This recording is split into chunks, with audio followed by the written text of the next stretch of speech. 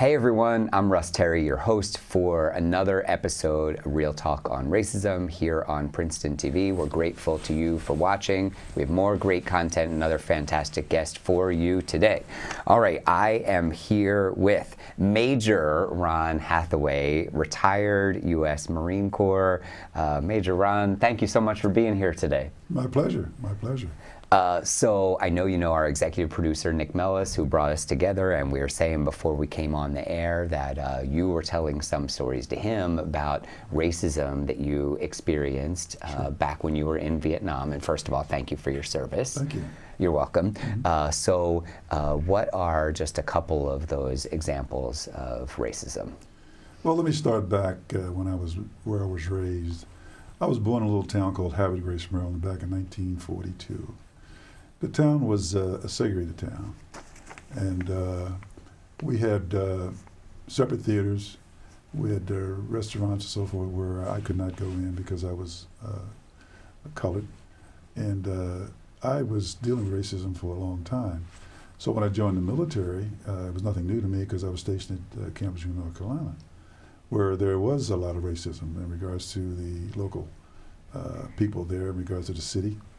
I know a bunch of Marines and I went in town one time to go to a nightclub called the Bandbox in Jazzland, and we got to the club, and the big bouncer was staying there and saying that, hey, I can let you guys in, which are my white comrades, but I can't let him in. And so my buddy said, well, the hell with you. If you can't let him in, we won't come in.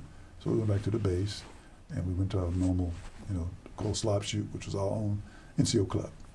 And from that point on, when I went to Vietnam, well, I'll put it this way, I went back a little bit. When we would get on a bus to come north, back in the 60s, you had to get in the back of the bus until you got to Richmond, Virginia, or Washington, D.C., and you can get anywhere you want on the bus back then. And along the way, going north, we stopped in Rocky Mount and places for, to our rest stops. They had white fountains and black colored fountains. You couldn't go in the restaurant. You had to go around back to a window and order your food. And then you go back on the bus and eat your food. You couldn't eat in the restaurant. Those are some of the things that I experienced as a young Marine when I was coming up, let alone going to Vietnam. Now, going to Vietnam in 1966, I can't say there was a lot of prejudice going on there, but I felt this way. If I'm here fighting this battle, fighting this war, then I'm fighting for the freedom of the United States of America. Why can't I have the same rights as most white young men have in America? They were privileged. We weren't. Even when I came home from Vietnam, I still couldn't go in a restaurant and eat with my white friends in the South. I couldn't drink out of a fountain because it was colored, white. The bathrooms were colored, white. The theaters were, blacks went upstairs, or colors went upstairs, and whites sat downstairs. These things were still going on until the Civil Rights Movement in 1964. Then that changed a lot of things. And that was good for the country, I think, when Kennedy was trying to change the law because of all the unrest in the South. And I think because of the violence that was going on in the South, Kennedy woke up and said, I got to do something about this. Well, he started until he was assassinated. Then Johnson took over as president. When Johnson took over as president, he actually pushed through some of the things that Kennedy wanted as far as the Civil Rights Movement. And he passed the Civil Rights Bill in 1964. And that was a good thing, but still more had to be done. More had to be done because of the fact that even though the Civil Rights Bill was passed, there was still Jim Crow laws in the South that was still affecting black people from having the opportunity to do the things that we normally should have had opportunities to do, like maybe go to a restaurant and eat, go to a restaurant or go to a restaurant where it wasn't segregated.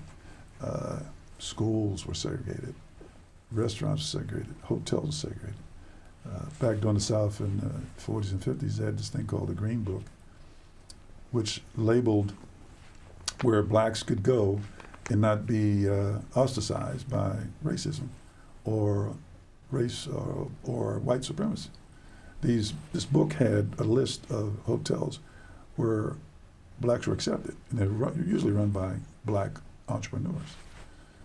That was something that was really interesting in the 40s and 50s and 60s. But anyway, make a long story short, when I got to Vietnam, there was situations where I felt I wasn't wanted. I know one time a commander, not a commander, but one of the sergeants wanted to send me back to Okinawa. And I felt like, no, I'm here to fight the war. He gave me that option. And I said, no, I'm staying here, I'm going to fight. Well, I ended up in some of the toughest operations as a combat photographer. That was my job. And I survived that. There were times where I felt that there was some inkling of racism within certain people, not just the government, but certain people that were practicing this. But I survived that, and I went on to be promoted, but I had to work twice as hard than the average white guy to be promoted. That was in every case. And then you go back in history with African Americans proving themselves as worthy.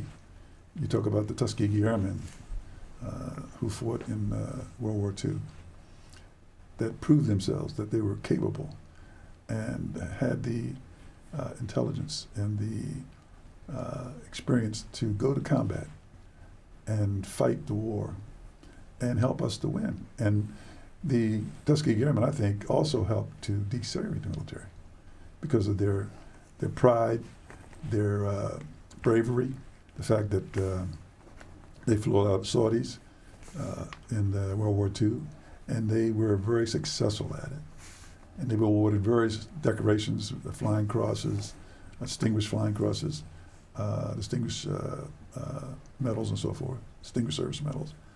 And they were very, very instrumental in actually helping to desegregate the military. And then you had also the Moffett Point Marines. In 1942, they finally organized a unit of Marines at Moffett Point, North Carolina, right outside of Camp Lejeune, to enlist Marines, black Marines. And they proved themselves in Iwo Jima, Saipan, and Okinawa. So these units basically led the way for the military to be desegregated. And that was really awesome, and their legacy stands today. And I stand on their shoulders as a Marine myself. And I came to Marine Corps as a private and retired as a major. What was that last part you said? I came to Marine Corps as a private and retired as a major. So because of their efforts and their achievements within the military, I was able to stand on their shoulders. And I was able to go through the raindrops without getting wet, or go through the minefield without stepping on anything. But it wasn't hard. It wasn't easy. I mean, it was a difficult situation because I had to really be on my toes and be sharp and be professional all the way. And even though I had 18 years as an enlisted man, I was a master sergeant, E8, when I took the plunge to become a warrant officer. And then when I became warrant officer 2, I switched over to what they call LDO, limited duty officer, which went from warrant officer to first lieutenant. And the reason why I did that is because of the fact that I knew I was going to stay for 30 years. And I was going to be terminal as an enlisted man. I was E8 at 18 years. And then as a warrant officer, I knew I could make CWO4 within that period of time. I'd be terminal. So I decided to go to LDO where I could go up to lieutenant colonel. But I got as far as major in 30 years. I did 33 years, 4 months, 16 days totally. And I'm really proud of my achievements in my career in the Marine Corps. Well, as you should be, and I love living history and hearing you share the good and the bad experiences that you had. First, I want to comment, you said you were born in 1942, 42. and I'm doing the math here, so that means that this year I'll be 80. Which blows my mind. I mean, I thought you were maybe 60. Well, thank you. So Thank you. I appreciate that. it's not related to racism, but what's your number one key for healthy living and looking so young and vibrant at almost 80? Well, I think when I was in the Marine Corps, I was into physical fitness. And the Marine Corps is into physical fitness. When I retired, I continued working out, doing sit-ups, riding my bike 10 miles, doing crunches and so forth, lifting weights. I didn't give up. And I think the key to longevity is to stay physically fit. Watch your diet, watch your salt, watch your sugar. Because in my family, diabetes is in my DNA. And I have family members that have lost limbs because of diabetes. As it is for many black people. Right, exactly. Yeah. And so I really watched out for that and watched my diet, watched my sugar, and continually stayed physically fit. And that's the key. And, like I gave up drinking and smoking in Vietnam in 1968. Wow. Now, I didn't drink and smoke until I got to Vietnam. I mean, when I got home on leave or furlough, I'd put a nipple on a bottle of Jim Beam, and him and I were like this, you know what I mean? So, but I gave up drinking after I came home because my mother saw that I was really tagging it down. And she said, Ronald, and when she calls me Ronald, I know she's serious. You know? Ronald, I see you sitting with your buddies and you guys drink that whole bottle of Jim Beam. And that woke me up. And I said, well, she's got a point. I says, but I didn't smoke and drink until I got to Vietnam. And I was using that as a pillar for me to get over my post-traumatic stress and stuff like that, you know. The things that I've seen in Vietnam. And being a combat photographer, I've seen things that I can't unsee. I've seen things that you would not believe in combat. Even we have what they call a peer group that we meet every Monday at the Town and Country Diner in Bordentown. And a bunch of all of us, Army, Navy, Air Force, Marines, Coast Guard, we meet every Monday at 10 o'clock. And we talk about our problems so that we don't get wrapped up in this post-traumatic stress or get to a point where we can't handle it. So we discuss our situations with each other in the group. That's what I call the peer group. And it really helps. It helps the guys there, it helps me, and it helps me to deal with the guys so I can give them my experience and what I went through. And we share that. And it helps those guys to stay straight and narrow. It's a good thing. It's a good thing. Yeah, and I think many times as men, we don't seek the mental health help that is available, whether through a one-on-one psychologist or therapist or this peer group, like you said. So Sure. I give you and everybody that joins you a lot of credit because I think that's very valuable time well spent, absolutely. Definitely, definitely. So based on what you've said so far, it sounds like the racism in the South here in the U.S. before the Civil Rights Act in 1964 was worse than what you experienced in Vietnam. Is that accurate? Yes, it was, because the thing of it is that when I was in the South, even though I was raised in Maryland, which is below the Mason-Dixon line, Maryland is considered a southern state. And they practiced that. Even when I was in high school, we were in an all-colored school. Matter of fact, my class was the largest at that time to graduate from this all-colored school in Hathaway Consolidated School in Maryland. Our class was about 44. And they didn't integrate the school until 1965, 67. They were holding off for whatever reason. They finally integrated the school, and they turned the school that I graduated from into a middle school. Now it's all integrated now. But I think the young people today don't realize what African Americans went through during that time. They feel that it never happened because they didn't experience what we did as back in the 60s, 50s. They think everything was just normal until we teach them and tell them what it was all about. They need to know those things, you know, how they came about.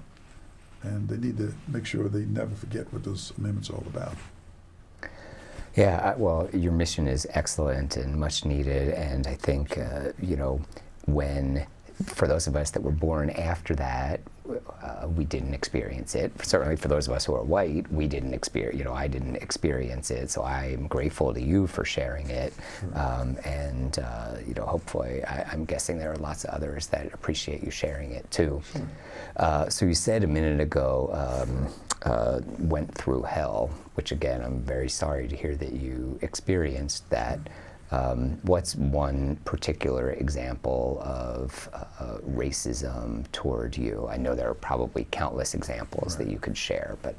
Well, I was married to a Caucasian.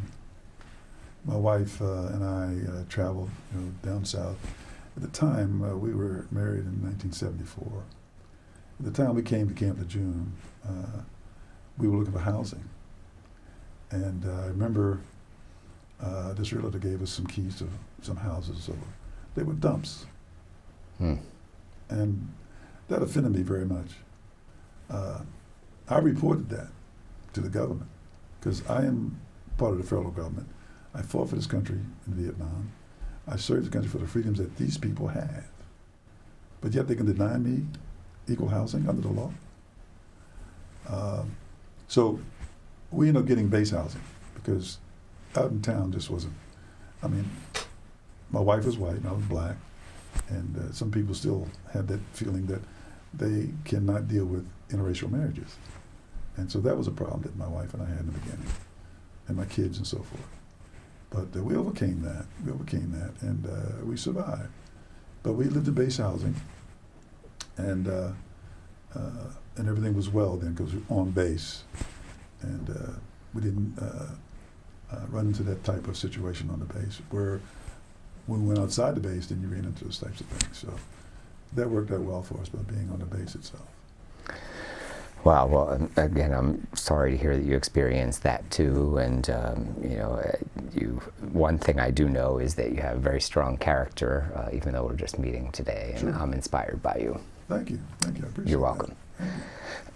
So you mentioned some things today that I have to confess I don't know offhand exactly what they are, even though I've heard of them. So I'm going to do a quick, Q&A, help to educate me and hopefully others, if that's okay. Sure. All right. So first, Jim Crow laws in the South. I've heard of them, but I don't know exactly what they are or were. I don't remember. What are they, or what were they? Well, the Jim Crow laws were laws that actually kept segregation in place. They would have a law that you couldn't eat in a restaurant, had separate theaters, separate schools, separate hotels, transportation. You had to sit in the back of the bus. These are laws that they proclaimed were the Jim Crow laws. Unfair housing, the whole 9 yards. Unfair housing as far as getting finances for buying a house, so forth.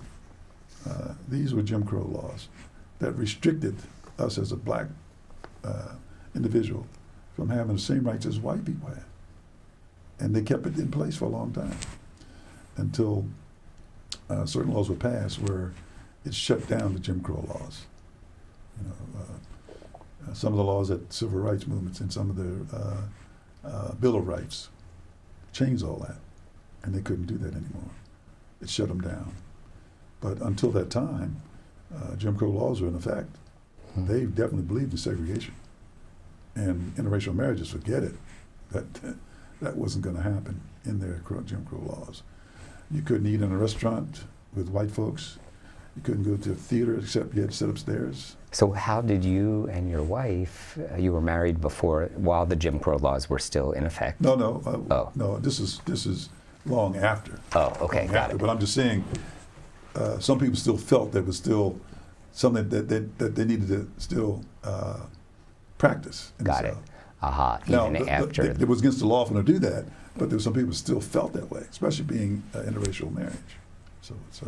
Got it. So even though the laws eventually changed, the minds of many people were not changed, and they were determined, as we're still seeing today, that there are still people who are racist. Well, look at it this way. The South lost the war. This was their way of continuing their war since the Emancipation Proclamation came about. This is their way of saying, we lost here, but we're going to win here. Hmm. And back during slavery, during the time that they freed the slaves, 1868 and things like that, they had this law that would actually, fugitive law, slaves back then. I don't really know about that, but you heard this movie called 12 Years a Slave. Yes. Okay, that was based on that. This law, fugitive law, stated that if a plantation owner came north and got you, the law stated he could bring you back to the plantation. Yeah, this was what they call the fugitive law, and that's where you heard this movie, 12 Years a Slave. This was a free slave in the north, and they captured him, brought him back to the plantation. And that still existed up until the Civil Rights Act of 1964? No, this was during 1868 when okay. this happened, during the Civil War, after the Civil War. But I've just brought that up because of a little trivia there as to what was going on then. Yeah. But when, for example, when Eisenhower passed the Civil Rights Law in regards to fair housing, it wasn't for us. You remember, I don't know if you know about the guy, but Levittown? Levittown, PA? Levittown, PA, yeah. They built all these houses. And what they did was, Levitt was building all these houses to have white folks buy these houses to help them to have some type of income or wealth. In most cases, when you buy a home, that's all the wealth you have, right, with equity and so on and so on. But white folks were privileged. They had these houses built all over the place, even in Jersey here. Hmm. But black folk were not given the same opportunity for housing until they passed the housing law in the Civil Rights Movement. They were given bad loans. They were not able to get loans. If they got loans, the interest rate was sky high. This is during the early 60s, going into the 70s. We were discriminated against, and prejudiced too. And this is where the racism came in big time. As you know, racism is both of those things. Discrimination, and prejudice. And prejudice. Got it. Together. Yeah. And those things were practiced back then. But as Martin Luther King said, we shall overcome. And we have come a long way. And I think we still have a long way to go. And as you see right now in America right now, today, you see racism is rearing its ugly head again in our society. And that is really worrisome to me, because you see white supremacists coming strong, and they're not wearing hoods anymore. Hmm. They're saying what they feel without a hood, and it seems like it's okay. Hmm. So we're going backwards. Which is terrible. And we're going backwards. Yeah. And it's a shame, but as a military man that's fought for the freedom of this country, you have a right, your First Amendment right, your Second Amendment right, you have the right to do that, own a weapon. But I fought for those rights, and I feel like it's a slap in the face that I'm not given all those rights as the average white man has. And I think that we got a ways to go yet. And with this situation in America right now, I think that the racism is going full bore now. And I feel that, this is my opinion, you can take it whatever way if you like it, or you can edit this out, but the white race is going to be in the minority in the next few decades. I agree with you 100%. Okay? And what's happening when you talk about abortion rights and all that kind of stuff, the reason why I think the abortion thing is such a high agenda item for white folks is because they see that their race is gradually getting smaller and smaller and smaller. White women now are not having babies, they want careers. The fact that the abortion laws that they're trying to pass in the South and some places in Georgia Arizona and Texas and all those kind. They want to keep the white race the dominant race in the country. That's why these abortion rights are going so strong. I believe you. That's what's all about. Let's face it. That's what it's all about. And they're afraid that if the people of color become the majority in this country, that we will treat them like they treated us during the slavery for 400 years. The Indians, blacks, Hispanics, so forth and so on. And you know what whites have done to these people over the years. That's what white people are afraid of, to be honest with you. I'm not afraid of it because I am a centrist. I believe if you treat me right, I'll treat you right. I'll treat you as the Bible says.